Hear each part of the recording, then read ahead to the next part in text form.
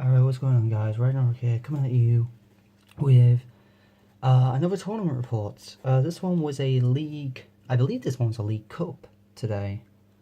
There was only 20 people, but I went back to the basics, and I went with Rainbow Road, because I like Rainbow Road.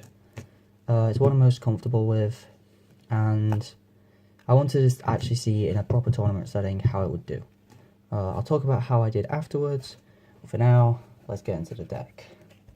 It's very similar to previous lists, but I wanted to try a couple new cards and see how they try it out. Ooh, knocking the camera because I'm professional around here. So start with 4 Xerneas, standard, 2 Joltik, 2 Galvantula. Galvantula put in a bit of work today, actually. 2 Pawniard and the Bishop. Bishop would have done work today if I didn't be a complete not an idiot. Lost the game because I didn't put an energy on a Bishop, which we'll talk about that a bit later, but I still do like running Bishop. Just because it's double type. Really no other reason. If I wasn't running Bishop, I would go more EX varianted, let's put it that way. 1 Mew. I've funny stories to tell you about Mew. So this entire time I've played Rainbow Road, and I've been playing it for what, like 6 weeks or so? Didn't even realise why I was even playing this card today. Like, until this morning. I was like, oh yeah, it's good against Mega Mewtwo, isn't it? And then my friends were like, are you serious? How long have you been playing this deck? It's like, like, it was a good free treater? And like, this entire time I've been wondering just why is it being played? It's like, oh, it kind of good against Mega Mewtwo, but at the same time not really because of Garb. But, I don't know, it's still good. Still not going to cut it. The 1 Volcanion because Volcanion, I like Ultra Balling for just plus 60 damage. And 2 Shaman, which I was able to get my second one today. So, having 2 Shaman is just really nice. Obviously, if you can't get 2 Shaman, fair dues, but it really helps get through your deck a lot quicker because you need to see your pieces very, very quickly, just so you start hitting for that damage and make sure you're not too far behind. That's it for the Pokemon. That's 15 Pokemon. Not much to say there. Same as what I played last time I played the deck. It was Elite Cup. So from there, supporters for Sycamore. I hear Sycamore's like a really good supporter, so let's play 4 of that. 2N because it's not good in the late game.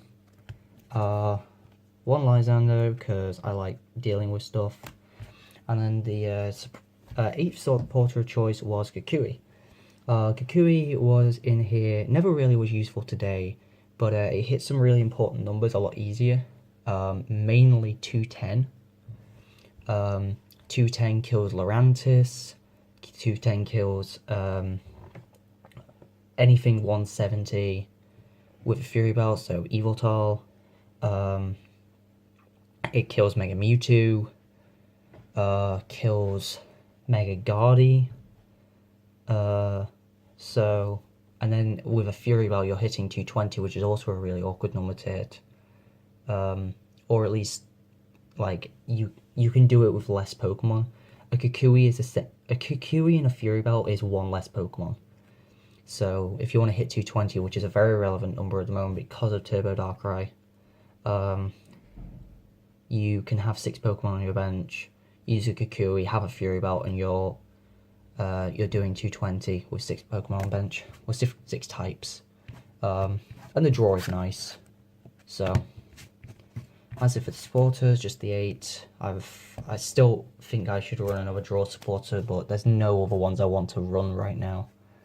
4 Versus Seeker, because I hear there's a good card, especially with me playing such a low supporter count. 4 Versus Seeker is pretty much needed. 4 Ultra Ball, because I hear getting your combo, your types in play is kind of nice. 3 Trainer's Mail, because consistency. through Max Elixir, because if you're lucky enough, you'll actually get attacking turn 1, which I think I did once today. 2 Nest Ball. Nest Ball over Level Ball. I think it came up once, which I would have preferred Level Ball, but this got, like, Xerneas's really, really handily. So, getting Xerneas out was a lot more consistent as a result of Nest Ball.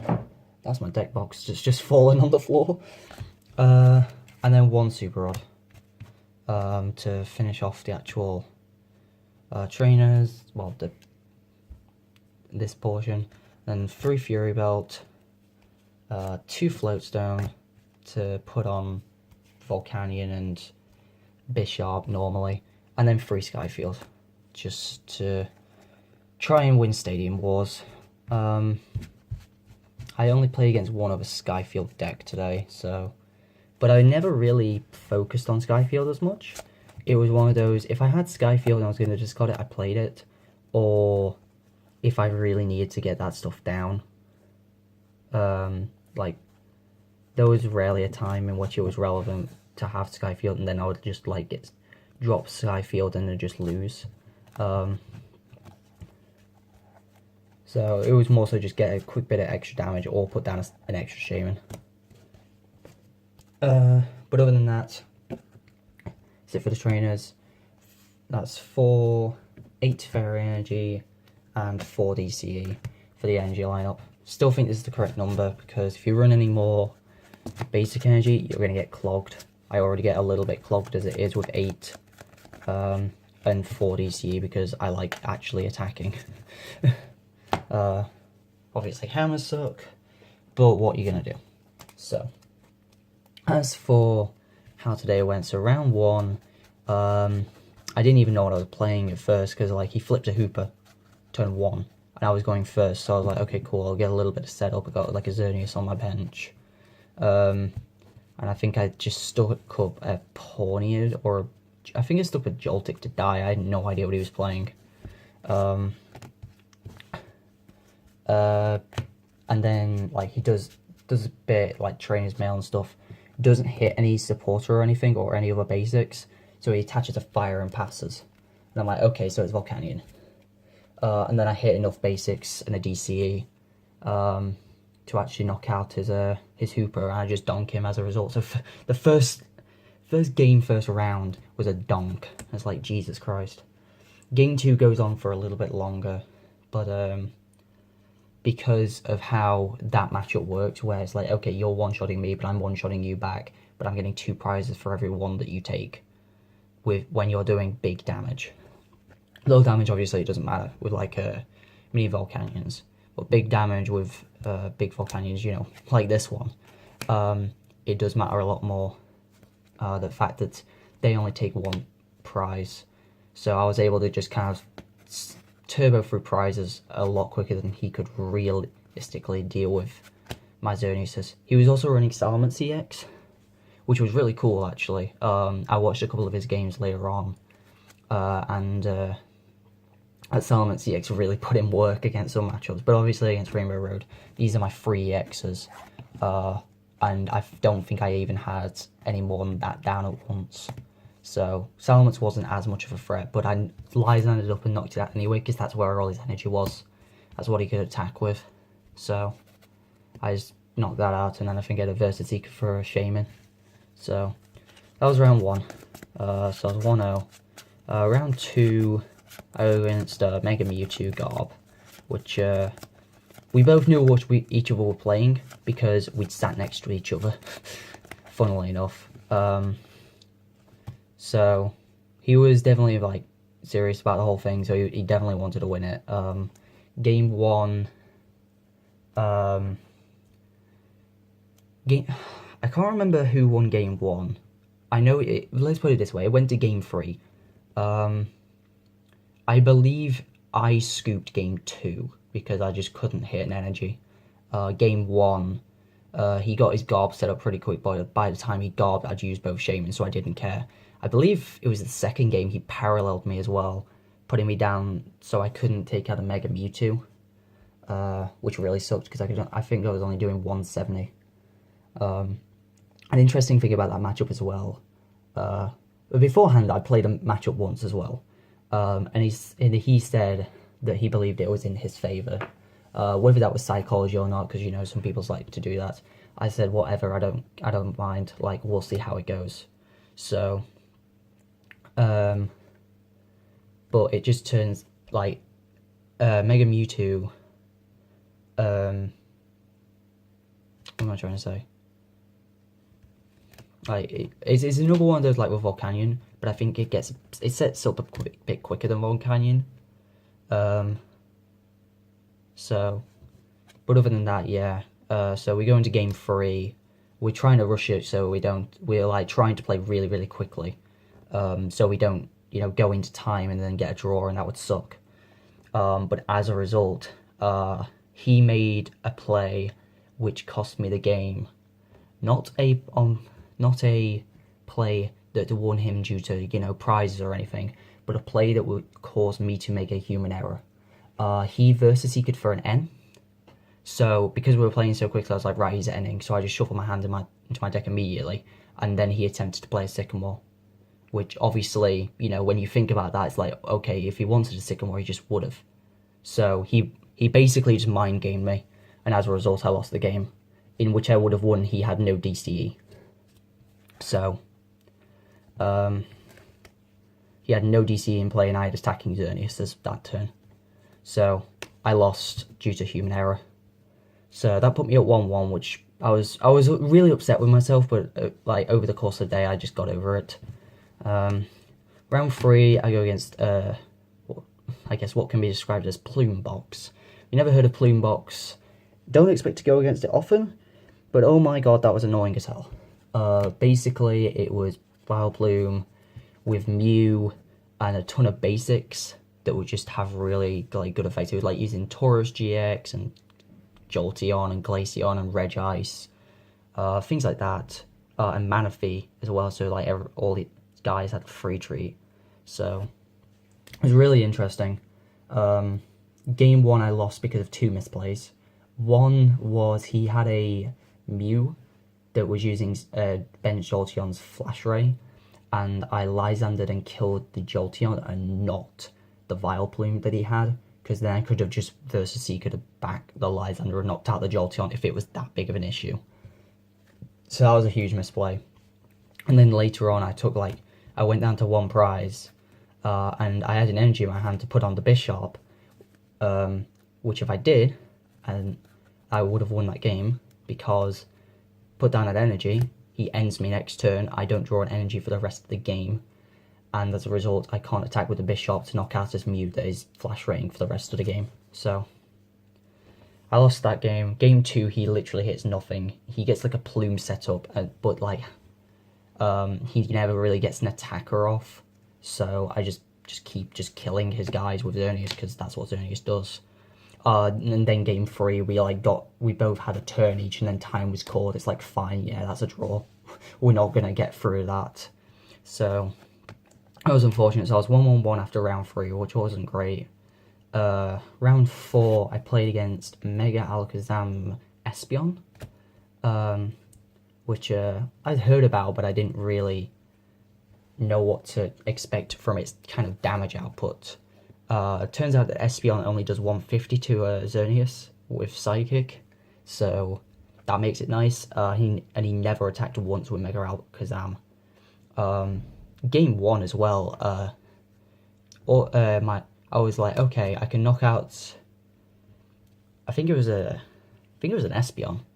I was like, okay, I can knock out this Espeon. Should be fine. So I Ultra Ball, and this is prized.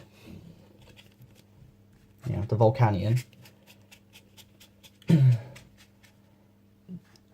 This is prized, and this is prized.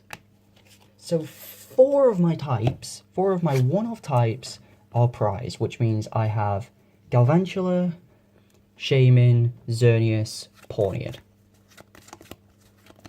So I had 5 types for 2 kills, because off my first set of 2 prizes after I managed to I think I broke no I just retreated and just attacked with a different Xerneas.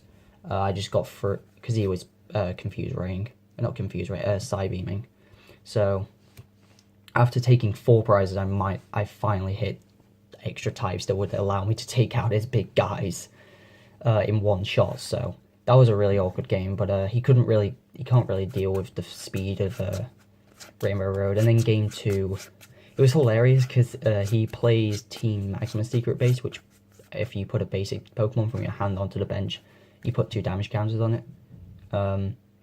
Which makes sense in that deck, because it's all about doing extra damage counters. So, but as a result, it actually made it so one of his Mega Alakazams would have died when it wouldn't have. I had 6 types and a Fury Belt, so he would have been on 10. But because he put down a Zam with Team Magma Secret Base up, it got knocked out. He had another one that was living on 10 on the bench for like most of the game. So I broke through confusion as well, which was really handy. Otherwise that could have gone a little bit more south than I would have liked. But yeah, so I took out an Espeon GX, I had a Fury Belt and was doing 200. I took out a Mega Alakazam, I was doing 200. I Kukui'd as well, just to be like, okay, even without it, I would have still done 220 and knocked out the Mega Alakazam.